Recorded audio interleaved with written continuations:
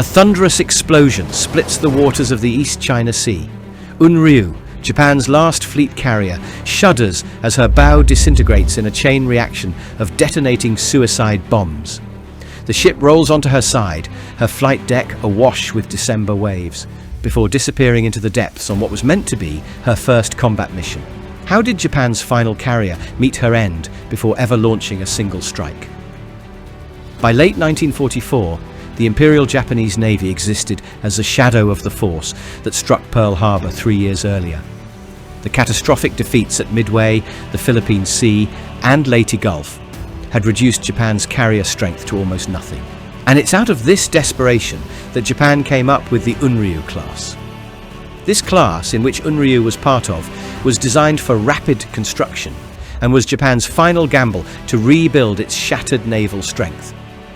Unryū, whose name means cloud dragon in Japanese, was ordered in 1941 as an updated version of the earlier Hiryu-type carrier. With a length of 745 feet 11 inches, Unryū displaced 20,450 tons when fully loaded. Her powerful steam turbines generated 152,000 shaft horsepower, making her reach a top speed of 34 knots.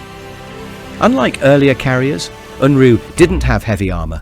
This was aimed at hastening the construction due to the urgency involved, and also making her fast enough to keep pace with the battle fleet. In addition to her pace, the Cloud Dragon had incredible anti-aircraft defences. She had 6 twin 6-inch dual-purpose guns, over 70 barrels of 25mm automatic cannons on her deck, and 6 4.7-inch rocket launchers. Being a carrier, Unryū's aviation facilities could accommodate 65 aircraft and a few reconnaissance planes. However, Japan had serious pilot and aircraft shortages, making Unryū never reach her full capacity in her few years of service. Actually, she was also never involved in aerial combat despite her massive defences. Unlike the armoured Taiho, the Unryū class lacked extensive torpedo protection, leaving the ships vulnerable to underwater damage. This compromise ended up being fatal for the Japanese Navy. The initial plan was to build 16 Unryū-class carriers, but reality proved far different. Japan's industry was strained, and priorities were changing. As a result, only Unryū, Amagi, and Katsuragi were completed before the war ended. Unryū was commissioned on August 6, 1944. By this time, Japan had already effectively lost the war and was operating under numerous constraints. Training cruises were confined to Tokyo Bay and the sheltered Seto Inland Sea, far from American eyes, but also far from any operational purpose. Severe fuel shortages restricted her movements to short trips between anchorages. Vice Admiral Ozawa briefly used Unryū as his flagship after the mobile fleet was decimated at Leyte Gulf.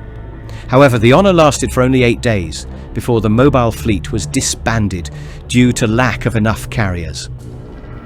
Unryū remained anchored in the inland sea throughout the autumn of 1944.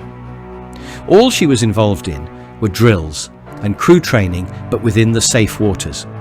That would change in December, when she was assigned her first and only mission.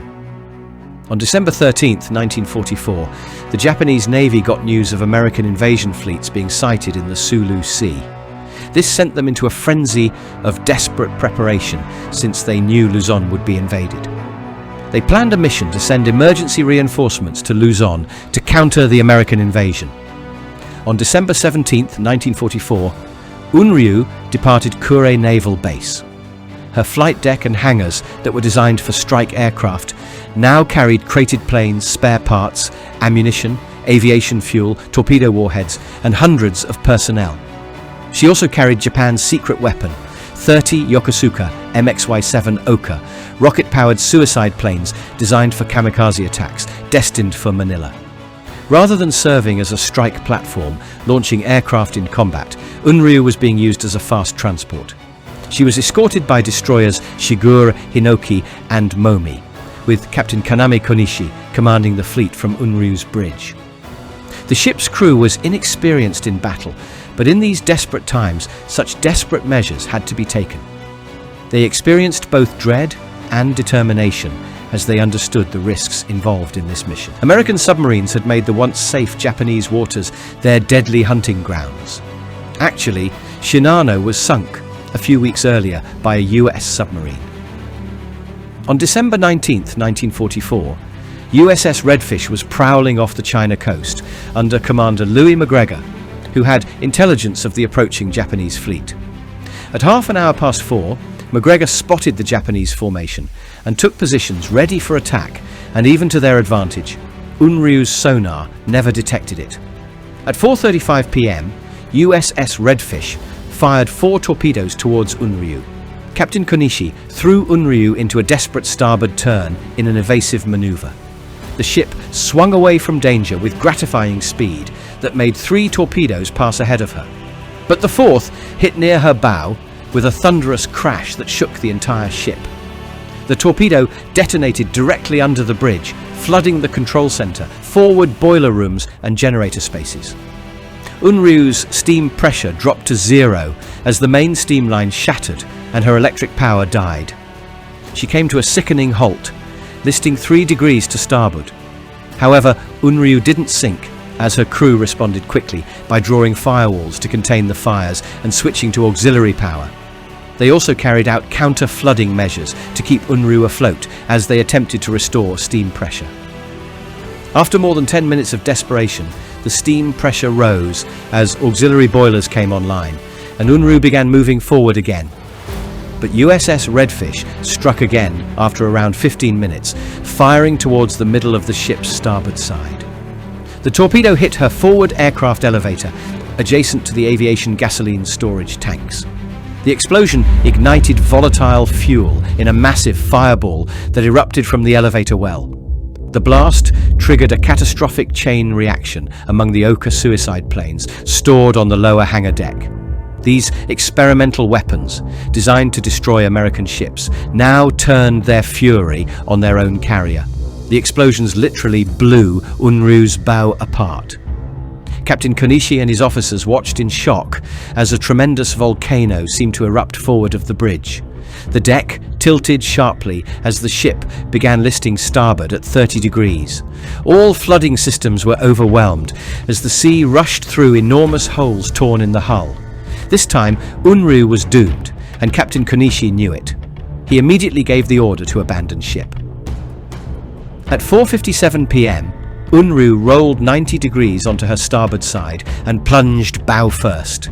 Men struggling in oil-slicked frigid waters saw her upended stern and port quarter guns as the last remnants of the Cloud Dragon slipped beneath the East China Sea. Of the approximately 1,400 on board, only 145 were rescued by some of the destroyers. Over 1,200 lives were lost, including Captain Konishi, his executive, navigation officers, and most of the ship's senior staff. The tragedy was kept relatively quiet to maintain morale, but it was one of the greatest single-ship losses for the Japanese Navy. Destroyer Shigure also sustained damage and had to return to port, while Hinoki and Momi continued with the mission, suffering the same fate as the Cloud Dragon. The supplies, weapons and Oka planes Unryū carried never reached Luzon's desperate defenders as they went down with her. Unryū's sister ship Amagi was heavily damaged by air raids before becoming operational, while Katsuragi never left Japanese harbours due to fuel shortages. That marked the end of the Japanese Navy's era of carrier fleets, where once legendary vessels like Akagi, Kaga and Zuikaku dominated the Pacific waters. The Imperial Japanese Navy was left with virtually no fleet carriers. The Cloud Dragon was gone, sunk before she had ever struck a blow.